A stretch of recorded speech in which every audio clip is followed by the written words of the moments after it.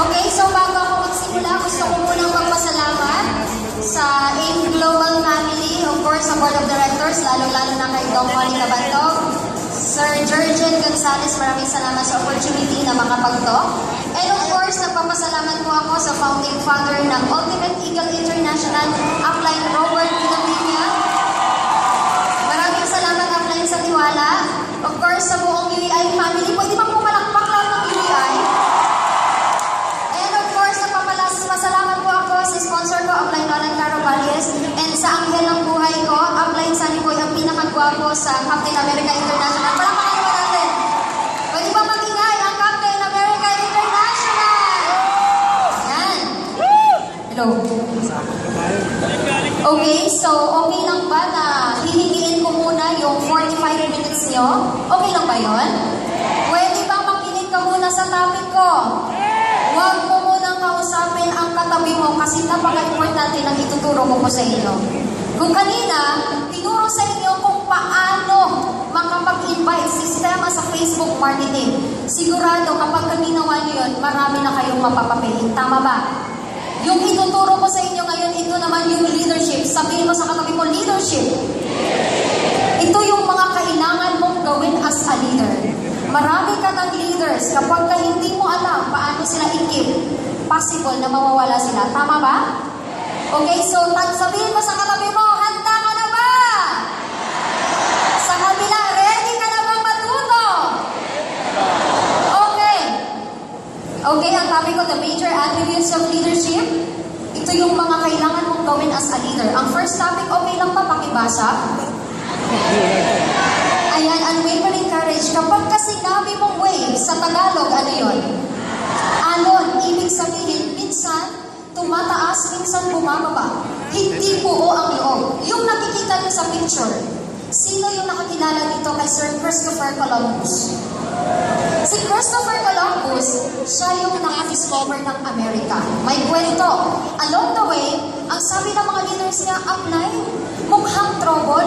Ilang araw na tayo dito sa laot, pero bakit hindi pa rin natin nakikita yung hinahanap natin? Ang sabi ni Christopher Columbus, relax lang kayo. Ilang araw na lang at makikita din natin yung hinahanap natin. So after how many days, nakakita sila ng usok and that was the time na na-discover nila ang isla ng Amerika. So ang tanong, as a leader, mabilis ka bang ma-discourage? Kapag sinabi ng mga leaders mo, Upline, 2 years na tayong nag-Facebook marketing, bakit wala pa rin nangyayari sa atin? Mag-quit na lang tayo. Tutuloy ka pa ba? What if sinabi ng asawa mo, kapag ka ginawa mo ang AIM Global, iiwanan na kita. Itutuloy mo pa ba? What if 100 ang inumbili mo, 99 negative, isa lang ang positive, tutuloy ka pa ba? Yes, as a leader, dapat tuloy ka whatever it is. Dapat buo ang loob mo. Sino yung nakakaalam ng success formula ng Ultimate Eagle International? Ang success formula ng Ultimate Eagle International, system plus leadership equals success. Sa leadership, hindi mo po kailangan maging magaling. Kailangan ma-relay mo lang yung message, very clear and very simple. Hindi mo na kailangan gumamit ng mga malalalim na words para magpa-impress. Ang isang leader, simple at mabilis maintindihan. May natutunan! Sabihin mo sa katabi mo, dapat buo ang loob mo! Sa kabila, tuloy ka, whatever it takes. Ayan. Next topic is, pakibasa po, self-control. If A is equals to success, sabayan nyo naman ako, then A equals to X plus Y plus Z. With X being work, Y play, and Z keeping your mouth shut. Sino nagsabi? Ang isang leader dapat mataas ang self-control niya. Nagmi-meeting sa loob ng chatroom. Habang nagbabagsak ng topic, concerns, updates ang upline, merong isa or dalawa sa loob ng chatroom hindi nakikipag-participate. Meron silang mga topic. Ang tanong, leader ba kapag ganon? Hindi. In-invite ka ng ibang grupo na mag-share mag-share sa chatroom nila. Ang sabi, apply. Pwede ka bang mag-inspire, mag-share sa chatroom ng grupo ko? Yung laman ng chatroom, mga OFW yan from Singapore, Taiwan, Kuwait. Ang sabi mo ngayon, yes, apply. Noong nag-share ka na, dalawang oras ka na po nag-share, pero hindi ka pa rin tapos. Wala na yung mga tao sa loob. Nagsisin mode na lang yung mga OFW. Hanggang ngayon, nagsishare ka pa rin. Ang isang malupit na leader, alam niya kung kailan siya mag-stop. Alam niya paano tansyahin yung share niya.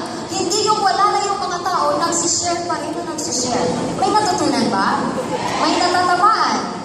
Sabihin mo sa katabi mo, dapat may self-control ka. Sa kabila, sabihin mo, dapat ikaw din. Okay? Next topic is, pakibasa po. A big sense of justice. Ang isang leader, dapat fair siya sa lahat ng decision making niya. Hindi natin maiiwasan. Merong mga leader sa baba na merong pag-aaway. Hindi magkakaunawaan. As a leader, kapag nakita mo yung mga leaders mo sa loob ng chatroom nag-aaway, sasali ka ba? Ang isang leader, hindi siya sumasali sa away ng mga leaders niya at wala siyang papanigan. Ang gagawin ng isang leader, kakausapin yung mga leaders niya kung ano yung reason, bakit sila nag-away sa loob ng chatroom, pero wala siyang papanigan. Papakinggan niya lang yun, pero wala siyang papanigan. May natutunan.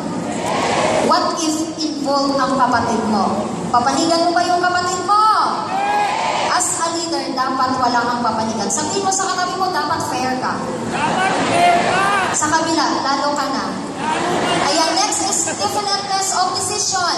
Ang isang leader, kapag ka nag-decide siya, hindi pa bago-bago. Pwede matanong, sino yung mga madalas magbago ng desisyon? Lalaki o babae? Sino yung nagsasabi na yung mga lalaki ang madalas magbago ng desisyon? Taas kamay. Sino naman yung nagsasabi na yung mga babae yung madalas magbago ng desisyon? Kayo ang nagsabi nun. Way back 1980s, yung mga babae sila yung mga pabago-bago ng desisyon. Pero sa generation ngayon, yung mga babae sila na yung mga malulupit sa decision making. Palakpakan pa natin. Okay? Basahin natin, definiteness of plan. Create a definite plan for carrying out your desire and begin at once. Whether you're ready or not to put this plan into action. Sino nagsabi? You must carefully plan your work and work your plan. Sa Tagalog, gumawa ng plano at gawin yung plano. Sa totoo lang, sobrang mga daming leaders talaga. Pamiting ng pamiting. Ang dami-daming plano. Pero hanggang ngayon, di isa sa mga plano niya hindi niya pa nasisimulan. Kapag ka-part-time ang ginagawa ang business, nagplano ka a year from now, makapag-create ako ng grupo sa Nigeria, sa PNG, sa Singapore, sa Taiwan, dapat ngayon palang sinisimulan mo na. Tama? Kapag ikaw OFW, nagplano ka 2 years from now, after ng contract mo, mag-forward ka na sa Pilipinas para hatawin in global, dapat itutuloy mo yan. Baka kasi meron ng mga problems, hindi mo na itutuloy yung plano mo. As a leader, dapat ituloy mo yan. Sino yung nakakilala kay Henry Ford? Nakakita ng Ford. Okay. Si Henry Ford, siya ang CEO ng Ford. Isa sa mga attributes niya, mabilis siyang gumawa ng plano, pero matagal bago niya baguhin yung mga plano niya. Ibig sabihin, kahit anong pagsubok ang tumating, itutuloy at itutuloy niya yung plano niya. Ganon ka ba as a leader? Sabihin mo sa katabi mo, simulan mo na ang dati mong plano. Sa kabila, yung sa'yo din. Okay, next topic. Basahin natin the habit of doing more than paid for. If you're willing to do more than you're paid to do, soon you will be paid for what you do. Sino yung mga dating empleyado? Pwede bang tumaas yung kamay? Kapag pa sobrang sipag ka sa kumpanyang pinagtatrabahuan mo, nag-go-overtime ka, you do labor of love, you take ownership as if ikaw yung may-ari ng company, anong gagawin ng boss mo sa'yo? Possible ma-promote ka? Kapag ikaw OFW, sobrang sipag mo, nakita ng boss mo, anong pwede gawin sa'yo? Pwede kang i-extend? Pwede i-renew ang contract mo? Bibigyan ka ng pera, mamahalin ka ng boss mo. Dito sa network marketing, kung gusto mo maging successful, meron ka rin gawin. Ano yun? Kailangan mo mag-serve. Sabihin mo sa katabi mo, kailangan mo mag-serve. Di ba may mga fish cage tayo? Doon pinapasok lahat ng mga prospect. Maraming inquiry. Ikaw naman kasi admin ka ng grupo, OPP ka lang ng OPP. Anong tawag doon? Service. Kapag ikaw nagtuturo ka sa mga bagong leaders nang walang bayad, anong tawag doon? Sino yung nakakilala kay Queen Mary Ann? Okay, ipakilala mo si Queen Mary Ann. Siya yung UEI Queen ng Hong Kong. Ang task ni Queen Mary Ann sa Hong Kong, every time na mayroong event, international event, siya yung nagbibenta ng tickets. Ang tanong, kapag ba nagbenta si Mary Ann ng ticket, nagsiserve ba siya? Yes. Nagsiserve siya more than ang service niya. Hindi lang siya nag-serve sa grupo niya, kundi sa buong grupo ng UEI or in Global. Okay? Guys, always remember that every time you serve, there is always a reward. Yung reward na yun, hindi man manggagaling sa tao, sinervisyohan mo, but it can be from other people. Basta tandaan pag nag-serve, dapat pure lang. Sabihin mo sa katabi mo, mag-serve ka. Sa kabila, dapat pure lang. Okay?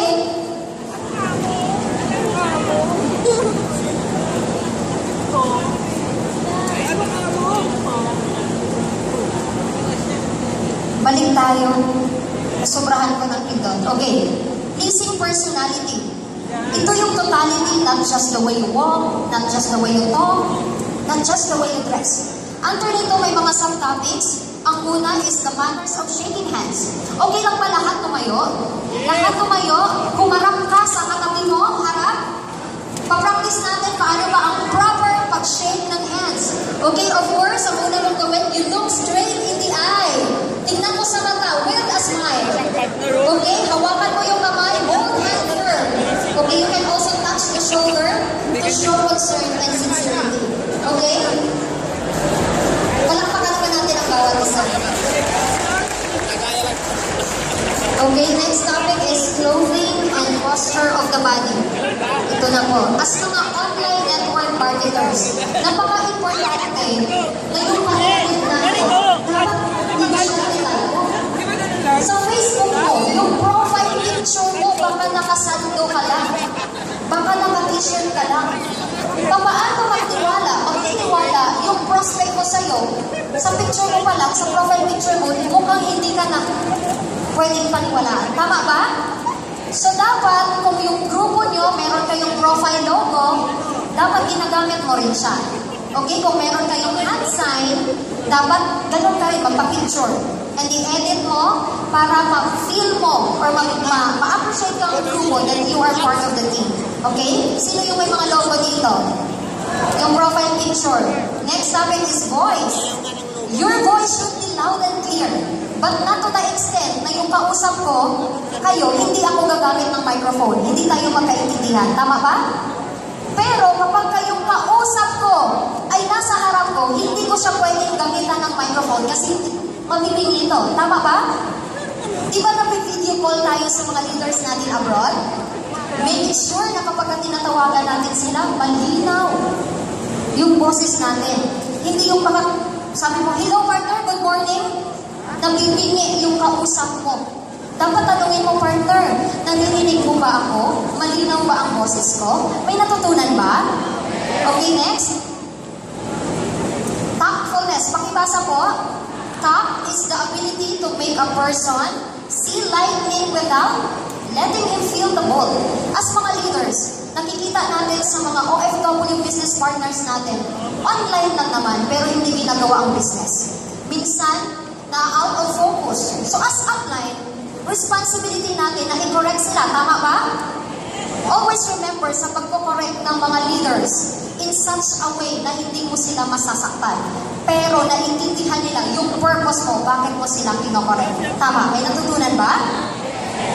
Okay? Basahin natin. Sincerity of purpose. Sincerity as the best marketing approach. Ito yung pinaka-importante sa pleasing personality. As a leader, dapat maramdaman ka ng mga downlines mo na sincere ka sa purpose mo. Bakit mo sila pinag-join? Hindi yung pinag-join mo lang sila para pagkakitaan ng 2,000. After nun, pinabayaan mo na. Tama ba? Sino yung mga panay pa 7 heads? Taas kamay. Yung mga nagpapa 7 heads. Baka pina 7 heads mo lang yung mga leaders mo. Nung kumita ka, iniwanan mo na sa ere. As a leader, dapat sincere ka na payamanin at tulungan yung mga leaders mo na makuha nila yung mga pangarap nila. Okay ba yun? Next. Choices of words. Do you believe that words have power? Sabihin mo ngayon sa katabi mo, you are blessed. Sa kabila, you deserve to be rich. As a leader, dapat yung mga lumalabas sa bunganga natin, puro positive. Huwag yung mga negative. Kapag ka nagsisend ka, everyday, motivation sa chatroom mo, dapat yung mga positive. Kapag ka nakita mo yung mga leaders mo, okay lang ba na embrace mo naman sila? Wow, partner, ang ganda ng buhok mo. Ang ganda ng shoes mo, bagay na bagay sa'yo. Huwag yung kapag ka nakita mo yung leader mo, i-message mo ngayon, alam mo, pwede ka sanang yumaman kaso lang hindi mo ginagawa ang business, ngayon wala ka ng chance ang yumaman. Baka ganun ka. Alam mo guys, may power ang words. Kapag ka sinabi mo sa leader mo, baka hindi na talaga yayaman yun. Tama? May natutunan ba? Okay, next is voice. Hindi natin maiiwasan habang ginagawa natin ang business. Maraming pagsubok, maraming problema ang darating. Tama ba? As a leader, dapat yung voice mo na i-maintain mo pa rin yan. The moment na lumabas ka sa pinto ng bahay niyo, ang problema mo, iniwanan mo doon, hindi mo dadalhin. Tama?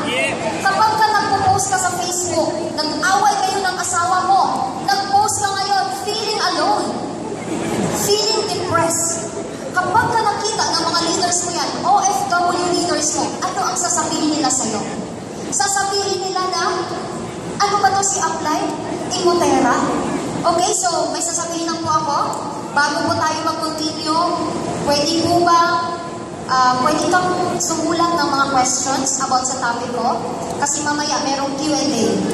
And yung mag-a-assist po sa Q&A, malupit yun, yung top 1 natin global. Okay ba yun? Prepare mo na po yung tanong mo. At merong magkukulit yan sa inyo. Okay, proceed tayo. Basahin natin. Unselfishness. Okay lang ba sumabay ka sa pagbasa? Start. There is a magnet in your heart that will attract true friends. That magnet is unselfishness. Thinking of others first. When you learn to live for others, they will live for you. Dito sa network marketing, para tayong mga parent. Tama ba? Yung mga leaders mo, para mong mga anak yan. Ano ba yung, ikaw ang parent, yung feeling na kahit wala ka na pero yung anak mo meron. Ganun dapat ang treatment natin sa mga leaders natin. Nagsishare ba? What is 500? What is 2,000? Mapakain mo yung mga leaders mo? Sa mga leaders mo abroad, ang sharing guys, hindi lang to food, hindi lang yan material things. It can be knowledge. Ituro mo sa mga leaders mo sa abroad, yung mga natutunan mo, i-motivate mo sila, share mo yung experience mo. Okay? Kasi guys, tandaan mo, hirap man ngayon yung mga leaders mo, pagod, puyat, pero dahil nandyan ka as apply, ramdam na ramdam ka nila, tutuloy at tutuloy yan, hanggang sa pareho yung makukuha yung mga pangarap. Okay? Facial expression. Ano ba ang mukha mo pagising mo sa umaga? Mahaba na ba ang puso mo? Galit, naiinip? Wala na namang pay-in? Walang nagjo-joy? As a leader, dapat pagising mo pa lang, thanks God, another great day. Magpasalamat ka, katabi mo ngitian mo. Ganon dapat. Pag nag-post ka sa Facebook, dapat nakasmile. Kung hindi ka lang naman nakasmile, huwag ka na mag-post sa Facebook. Alam mo ba guys, kapag ka nakita ng mga leaders mo, nakasmile ka sa Facebook, nagbabawasan yung pagod nila. So okay lang ba i-practice mo yung turo ni Sir John Aspirin? 10 yun. Pag na-master mo yun, babahayin ka ng pay-ins. Gusto mo ba yun? Okay? Dominating thoughts. Basahin natin. Our minds become magnetized with the dominating thoughts we hold in our minds, and these magnets attract to us the forces, the people, the circumstances of life which harmonize with the nature of our dominating thoughts. Naniniwala po ba kayo na very powerful yung mind natin? Kapag ka inisip mo, inattract mo mangyayari. Minsan inisip mo yung kaibigan mo dati, tapos nagulat ka, bigla siyang dumaan sa harap mo. Bigla siyang nag-message sa'yo, kamusta ka na? Kaya dapat ngayon pa lang, iniisip mo na, ina-attract mo na ano ang mangyayari sa'yo dito sa iyong global. Sabihin mo sa katabi mo, this year, magiging millionaire circle ka na. This year, magiging global ambassador ka na. Sabihin mo. Next year, ilalabas mo na ang first car mo. Masarap ba? Masarap ba? So dapat guys, ganun po tayo. Iniisip po dapat natin, ina-attract natin ang pwedeng mangyari sa atin. Okay, next. Ayan, basahin natin.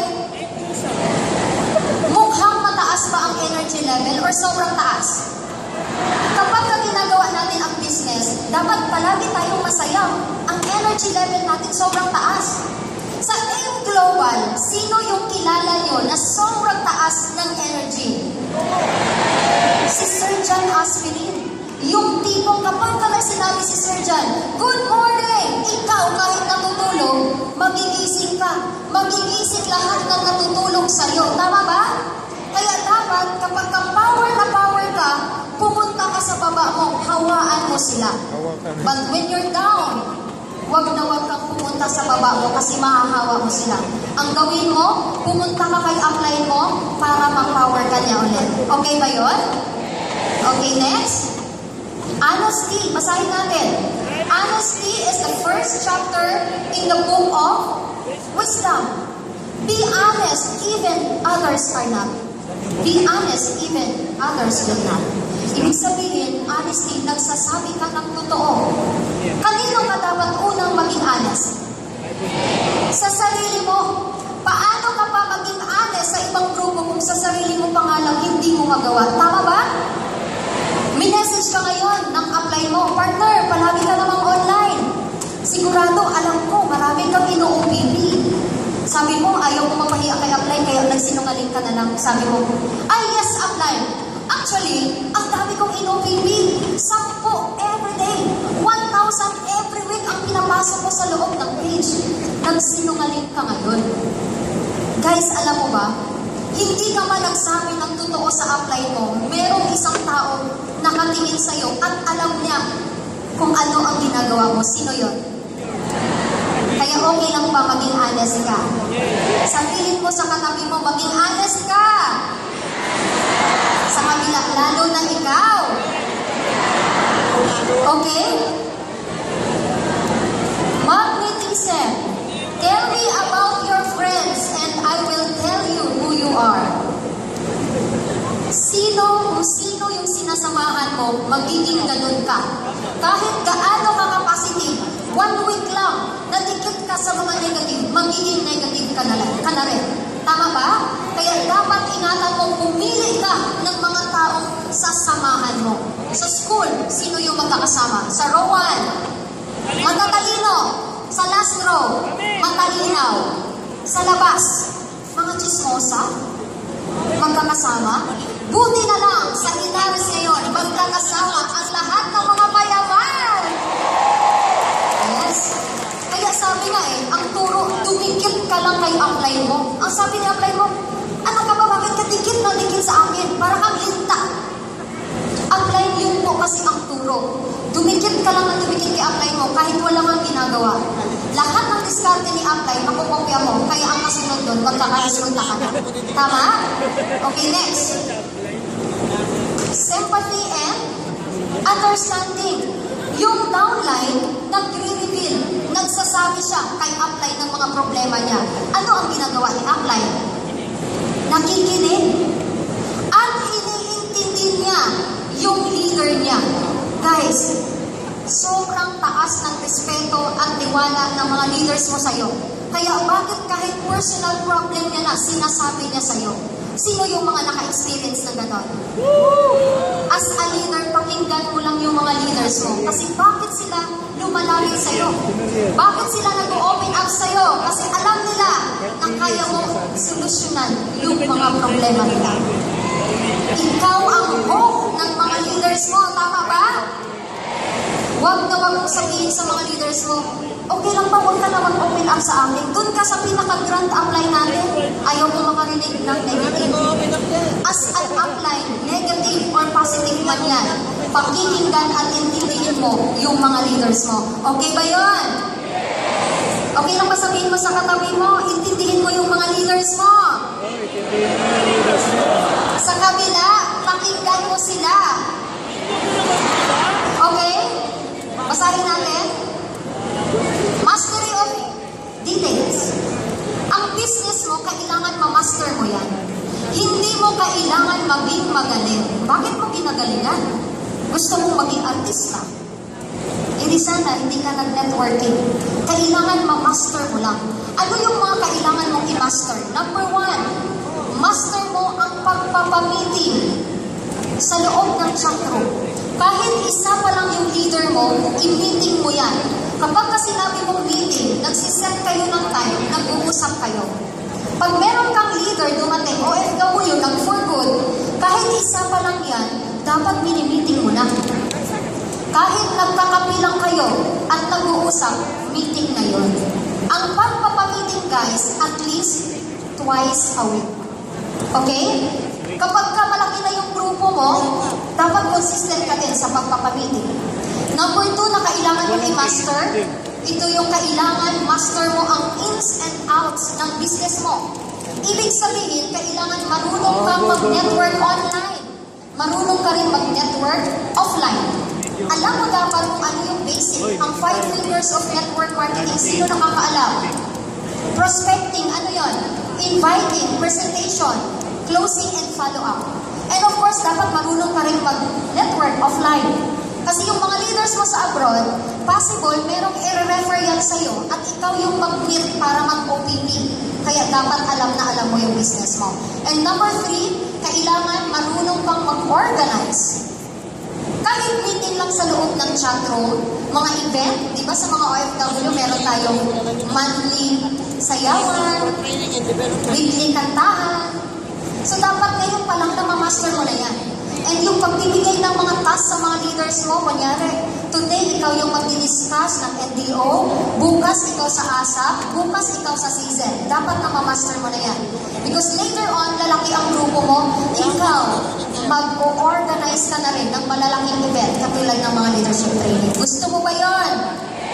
So sabihin mo sa katabi mo, dapat i-master mo. Sa kabila, lalo na ikaw, i-master mo din. Ayan. Marami na bang natutunan? Next is willingness to assume full responsibility. Sa military, mayroon tayong tinatawag na command responsibility. Kapag ka pumalpak yung troops, sino yung sisisihin? Yung commander. For example, nag-delegate ka ng task sa leader mo. Ang sabi mo, partner, okay lang bukas, ikaw yung mag-conduct ng NDO training sa loob ng chat room. Kinabukasan, walang NDO na nangyari. Ikaw ngayon as a leader, pinagalitan mo na yung leader mo. Sabi mo, bakit hindi ka ganyan-ganyan? Hindi ka nag-conduct ng training sa loob ng chat room. Guys, ang isang malupit na leader, walang maraming saksak.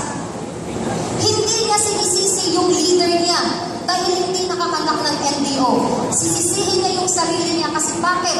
Hindi siya pumili ng capable na tao para sa task na yun. So as a leader, anong gagawin niya? Mabilis siyang humanap ng paraan. At kapag walang gumawa, automatic siya niya mismo ang gagawa. May natutunan ba? Okay, next. Pakibasa po. Cooperation. Pakisabi, cooperation. Leadership calls for power and power calls for cooperation. Ang daming nagsasabi, upline.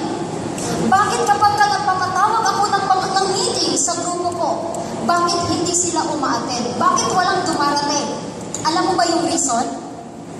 Kasi ikaw, kapag ka nagpatawag ng meeting ang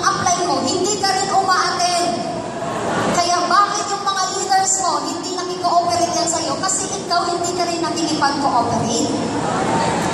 Merong meeting sa chatroom, hindi ka nakikipag-cooperate.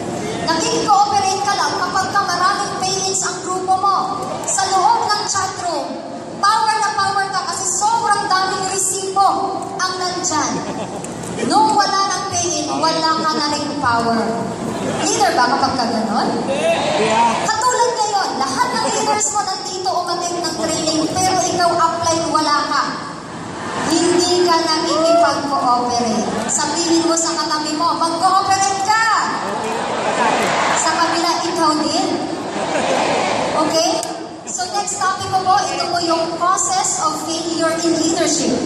Kanina, yung diniscuss ko, yun po yung mga kailangan mong gawin as a leader. This time, ito yung mga hindi mo kailangan gawin as a leader. Ready ka na ba? Okay, first topic.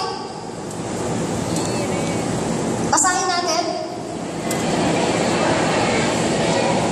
Inability to organize details. Ang isang leader dapat organize. Malalaman lang na organize ka kapag kayong plano, hindi pa bago-bago. May emergency. Ikaw pa na-apply ang unang nagpapanik. May nag-away lang sa loob ng chatroom mo, natataranta ka na. Ang isang malupit na leader, relax lang and compose. Tama? As a leader, dapat talent manager ka. Sabihin mo, talent manager. Marunong kang tumingin ng mga capable lieutenants sa baba mo.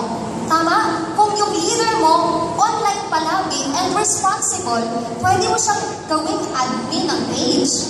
Yung leader mo, palaging online, willing mag-serve, gawin mo siyang professor ng elite training nyo. At ikaw din po, as upline, as leader, dapat kilalanin mo rin yung sarili mo. Yung strength mo, ima-maximize mo yan. Yung weaknesses mo, unti-unti mo yung i-develop. Pero dapat ang focus mo doon sa gifts and talents na binigay sa'yo.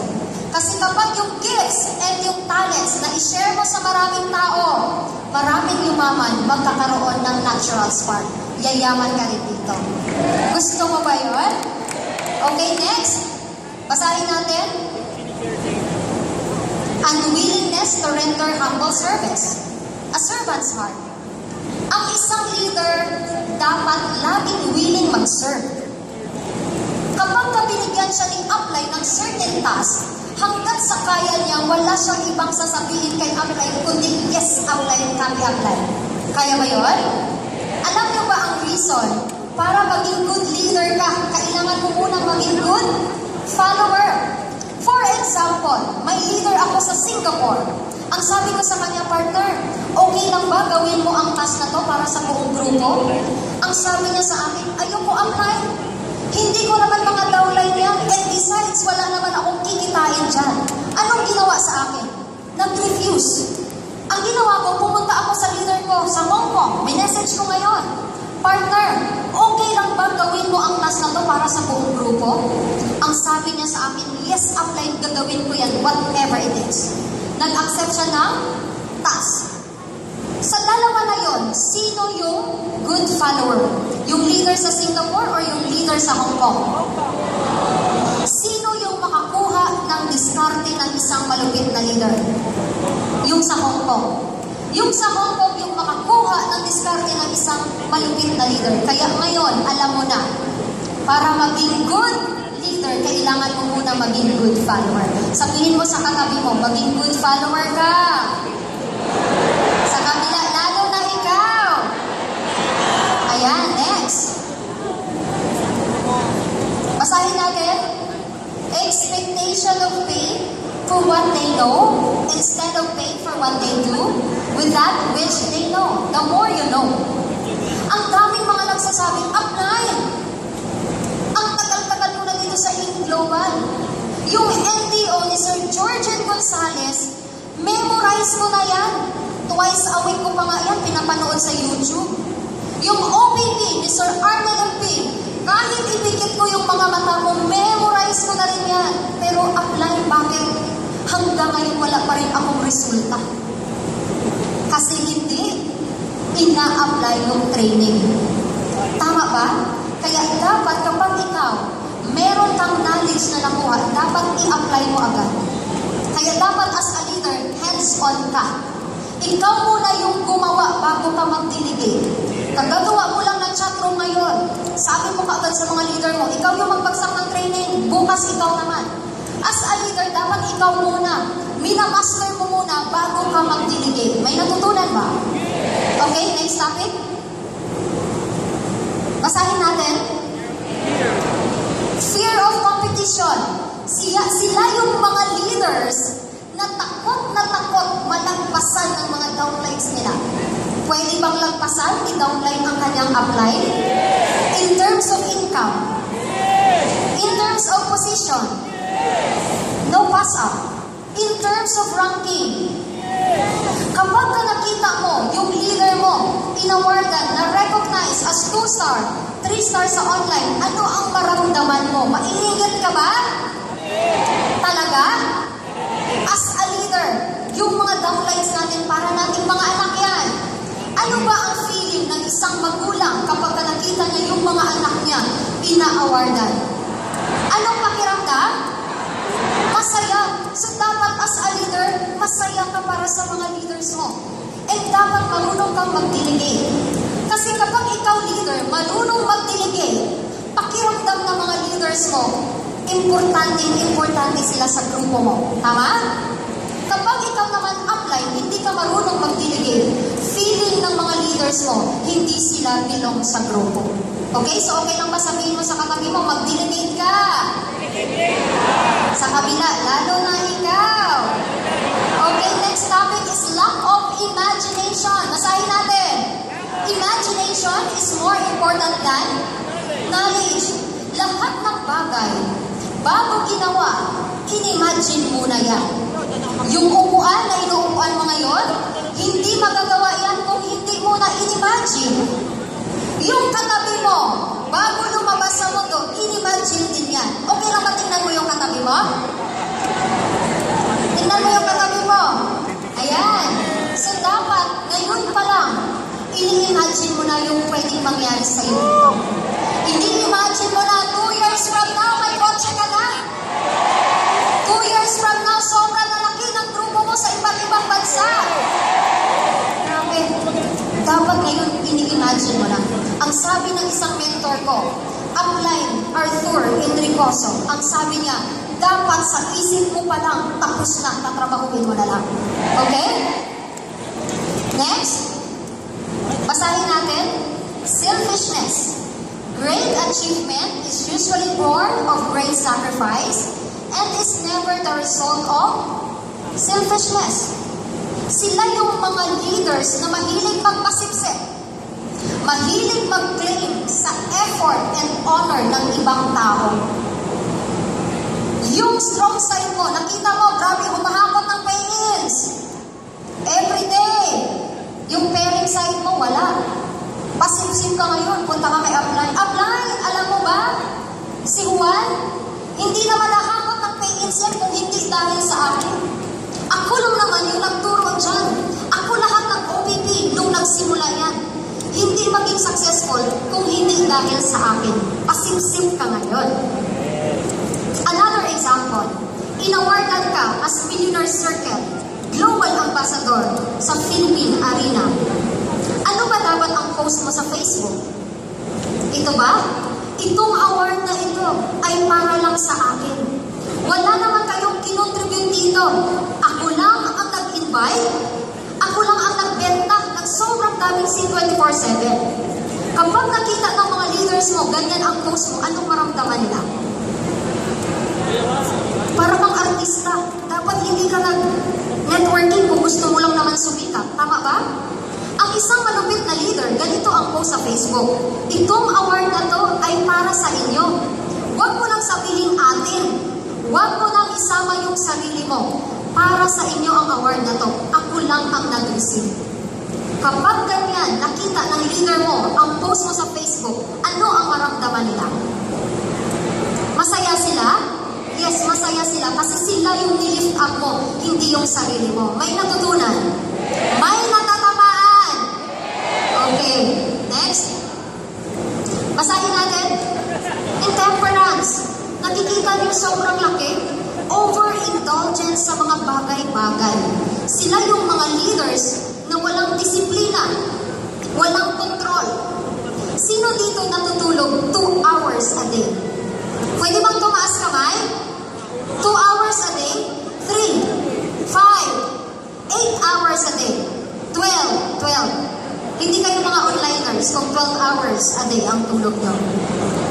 Gusto mong gawin ang business, ang online, in 30 years, pero 2 oras lang ang tulog mo everyday. Do you think yayaman ka pa kaya?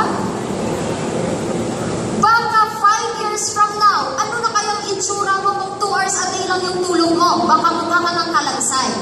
Tama ba? Gusto mong yumaman, pero nagpapaalipin ka sa pera. Gusto mong yumaman, pero yung ginagawa mo, pinapahirapan mo yung sarili mo.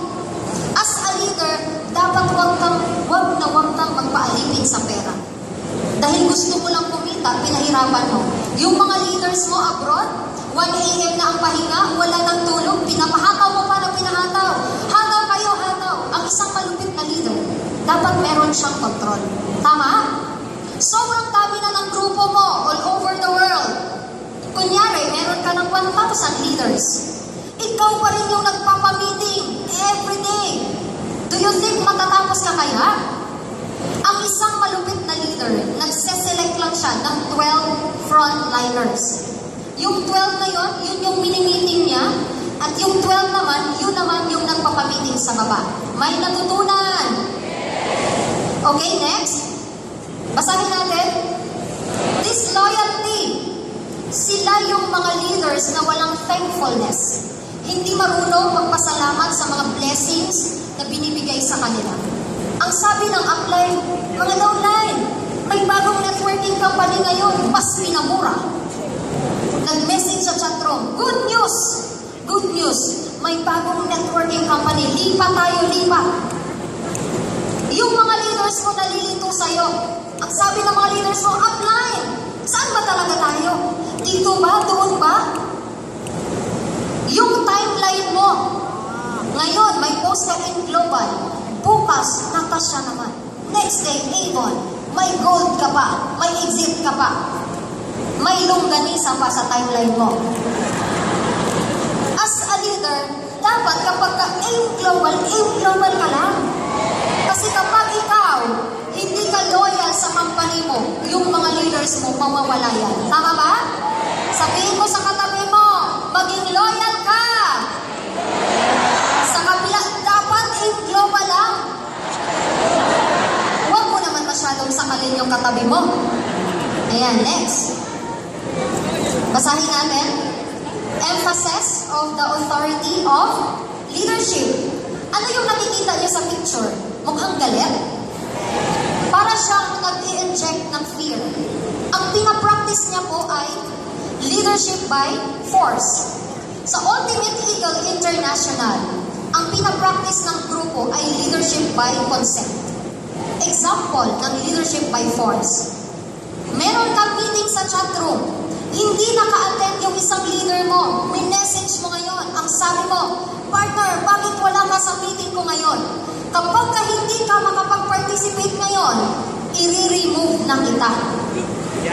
Next week, hindi ka na kasama sa meeting ko. That is leadership by force. Ang leadership by consent, ito yung pinapractice ni Upline Robert D. Lavinia. Kapag ka nagpapamiting si Upline RTD, isa-isa munang nagsasalita yung mga leaders niya.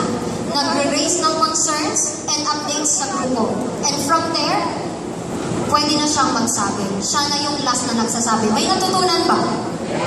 Okay, next. Basahin natin. Emphasis of title. The leader who had no title. Merong bagong join na leader from Singapore. Ngayon, tini-up ng isang leader mo, tini-up ka. Apply, mayroong bagong join. I-add ka ngayon. Ngayon, in-add ka na, in-accept mo. Friends na kayo sa FB. Bigla kang nag-message, hello, good morning. Ako pala yung pinaka-grand upline dito. Ang tawag dito sa akin, coach. Ang tawag sa akin, mentor. You yun dapat ang itawag mo sa akin. Ikaw na mismo yung nagsabi sa leader mo kung ano dapat ang itawag sa'yo. Hindi ka makapag-antay. Hindi ka makapag-antay na siya mismo yung maka-discover kung ano ba dapat ang itawag sa'yo. Tiniap ka na nga ng leader mo. Tiniap mo pa ng malupit yung sarili mo. Tama ba? Another example, sobrang laki na ng grupo mo. Marami ka ng leaders sa iba't ibang bansa. Dahil busy ka na, nag-hire ka ngayon ng secretary. Sa mga lalaki, secretary. Nag-hire ka ngayon. Hindi na ikaw yung sumasagot ng concern ng mga leaders mo. Yung secretary mo na. Yung nag-send ng mga motivational quotes sa chatroom, yung secretary mo na rin yung gumagawa. Wala ka na nga yung personal touch sa mga leaders mo. Ikaw mismo yung nag-create ng malaking wall sa mga leaders mo. Ang isang malupit na leader, kahit busy man yan, siya at siya pa rin yung gumagawa. May natutunan? Tapos na po ako. Okay, so meron na ako, bago ako lumabas, mag-exit. Guys, yung diniscuss ko kanina, napaka-importante po nun.